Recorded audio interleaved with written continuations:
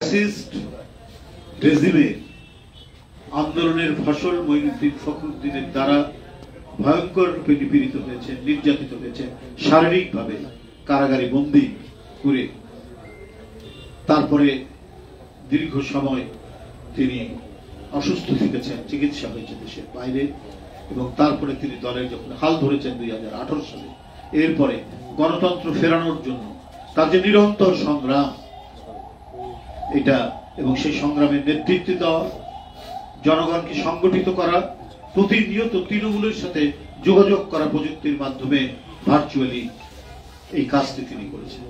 বিরামহীনভাবে এই কাজগুলি করে গেছে।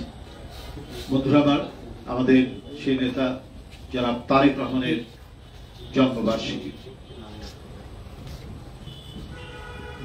20 নভেম্বর জন্মদিন।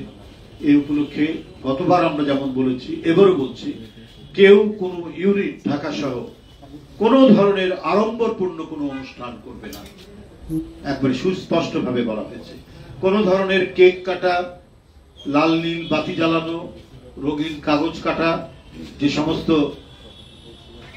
জন্মদিন উপলক্ষে যারা যেভাবে করেন, এই ধরনের কোনো কাজ, এই ধরনের কোনো অনুষ্ঠান দলের কোন পর্যায়ে, একেবারে তৃণমূল থেকে জাতীয় পর্যায় পর্যন্ত কেউ এই ধরনের কোন অনুষ্ঠান করবে না। যদি মনে করেন করবেন, তাহলে ওই টাকাটি আপনারা গরিব মানুষের সাহায্যার্থে আপনারা দেবেন।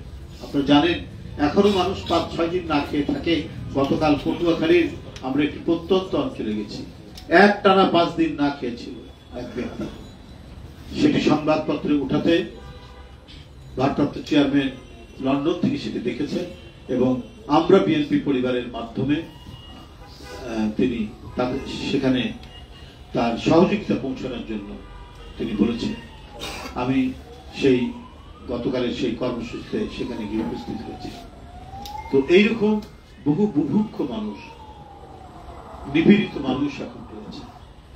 সুতরাং কেউ কোনো আড়ম্বরপূর্ণ অনুষ্ঠান করবেন না, বরং অসহায় মানুষদেরকে কিভাবে সহযোগিতা করা যায় সেভাবে করবেন। তাও সেটা কোনো ঢাক ঢোল পিটিয়ে আপনারা করবেন। মানুষকে দান করা সেটা হচ্ছে মানে এক হাতে ডান হাতে দিবেন, বাম হাত জানবেন, এটাই হচ্ছে বিধান। উনি এই কথাগুলি বলতে বলেছেন, আমি আজ আপনাদের সামনে বললাম।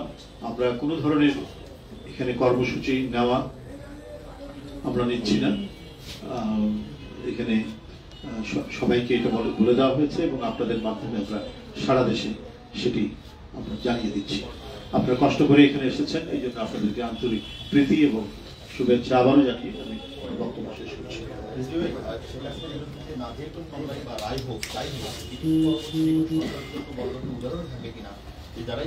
না, নিশ্চয়ই অপরাধ করলে এবং অপরাধের শাস্তি যদি যথাযথ হয়, সেটা সবার জন্যই দৃষ্টান্ত হয়েছে।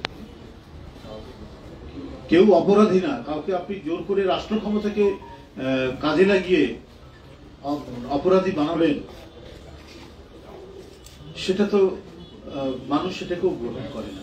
আর যে অপরাধ করেছে আর তার যদি সেটা যদি বিচার না হয়, তাহলেও সেটা মানুষ মেনে নেয়, সেটা পার পেয়ে যেতে পারে না কখনো। তার অবশ্যই বিচার হতে হবে।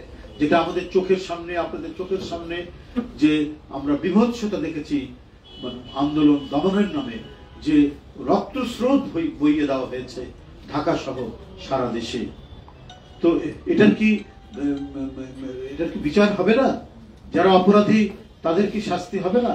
শাস্তিটা অবশ্যই আইনের মাধ্যমে, বিচারের মাধ্যমে আদালত সেটি করবে।